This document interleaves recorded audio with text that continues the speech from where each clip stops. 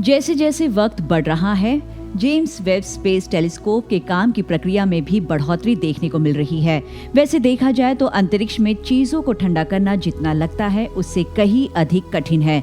इस समय James Webb space telescope ठीक यही प्रक्रिया से गुजर रहा है। इसके इंफ्रारेड इमेजिंग उपकरण को ठीक से काम करने के लिए इसे क्रायोजेनिक तापमान तक पहुंचना होगा।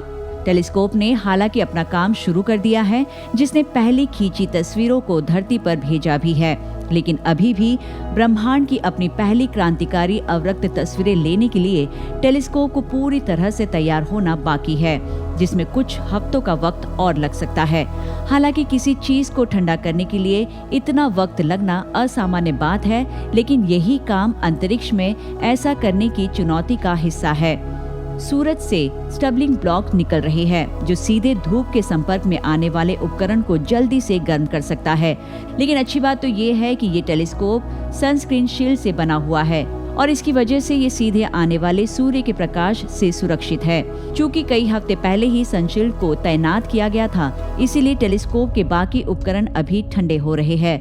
फिर भी एक और बाधा है, और वो है अंतरिक्ष में गर्मी को बाहर निकालने के लिए 3 प्राकृतिक रास्तों में से 2 की कमी।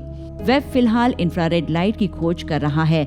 ऐसे में इस प्रकार के अवलोकन लक्ष्यों के अलावा कोई अन्य स्रोत, जैसे कि इसके अपने उपकरण, इसकी टिप्पणियों की सटीकता पर महत्वपूर्ण प्रभाव डाल सकते हैं।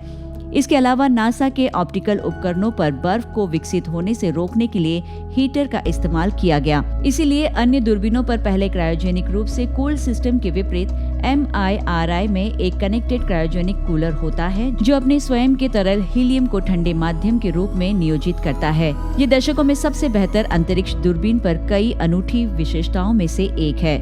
नई रिपोर्ट के अनुसार कुछ महीनों में विज्ञान संचालन शुरू करने के लिए टेलीस्कोप अपनी चेक लिस्ट पर धीरे धीरे लेकिन स्थिर प्रगति कर रहा है। ऐसे में उम्मीद करते हैं कि टेलीस्कोप अपने लक्ष्य तक जल्द पहुंच जाएगा और उसके रास्ते में कोई बाधा तब तक नहीं आएगी। देश और दुनिया की तमाम ऐसी ही जानकारी को जानने के लिए हमारे चैनल को सब्सक्राइब करना ना भूले। क्या JWST की दूरदर्शिता में आ रही है दिक्कत? क्या नहीं ले पा रहा ये ठीक से कोई तस्वीर? जैसा कि हम जानते हैं कि टेलीस्कोप को इंफ्रारेड रेडिएशन में ब्रह्मांड के कई रहस्यों का पता लगाने के लिए बनाया गया है। नासा ने हाल ही में कहा था कि टेलीस्कोप की इंफ्रारेड टेक्निक इसे 13.5 अरब साल पहले सितारों और आकाशगंगाओं को देखने में मदद करेगा। JWST में 4 वैज्ञानिक उपकरण होते हैं, जो प्रमुख रूप से इंफ्रारेड तरंगों का अवलोकन करेगा, जिसमें वह 0.6 से 28 माइक्रोन की तरंगों को पकड़ सकेगा। वेब की सूर्य से बचाव करने वाली बड़ी शील्ड भी है। तो वही वेब नवजात गैलेक्सी देखने में सक्षम होगा। वह गैलेक्सी के शुरुआती रूप, बाहर के ग्रह और तारों की उत्पत्ति भी देख सकता है। नासा के गोडार्ड स्पेस फ्लाइट सेंटर की प्रोड्यूसर सोफिया रॉबर्ट्स ने बताया कि JWST कैसे काम करेगा। इस बारे में जानकारी देते हुए उन्होंने कहा कि वेब टेलीस्कोप एक परावर्तक दूरबीन है। तकनीकी रूप से ये दूरदर्शी है, यानी कि इसका अवतल शुरुआती मिरर प्रकाश को दूसरे उत्तल आईने की ओर भेजता है, जो प्रकाश को वापस अवतल आयताकार आकार के तीसरे मिरर में और फिर अंत में फ्लैट स्टीयरिंग मिरर में प्रतिबिंबित करता है।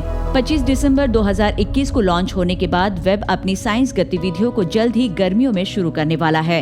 हालांकि विशाल होने के कारण टेलीस्कोप को अंतरिक्ष में अत्यधिक ठंडे वातावरण में काम करने की समस्या का सामना करना पड़ सकता है, लेकिन बेरिलियम मिरर इस समस्या को काफी हद तक हल करेगा।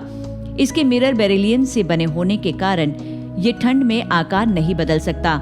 इन पर सोने की परत भी लगाई गई है, ताकि वे उन इंफ्रारेड प्रकाश को प्रतिबिंबित कर सके जिस पर वेब ध्यान केंद्रित करेगा। वेब को अपना काम शुरू करने से पहले अपना तापमान ठंडा करना होगा, जिसमें कुछ वक्त और लग सकता है।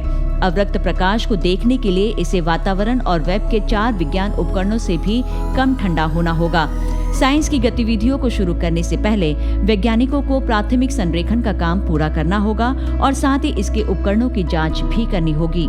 तो फिर से हम अपने सवाल की तरफ रुख करते हैं कि क्या वेब को अपनी दूरदर्शिता में काम करने में परेशानी आ सकती है? तो इसका जवाब है हाँ, बिल्कुल। लेकिन तस्वीरों की अवस्था इतनी बेहतर तो होगी ही, जो खगोल शास्त्रियों के लिए उपयोगी साबित होगी।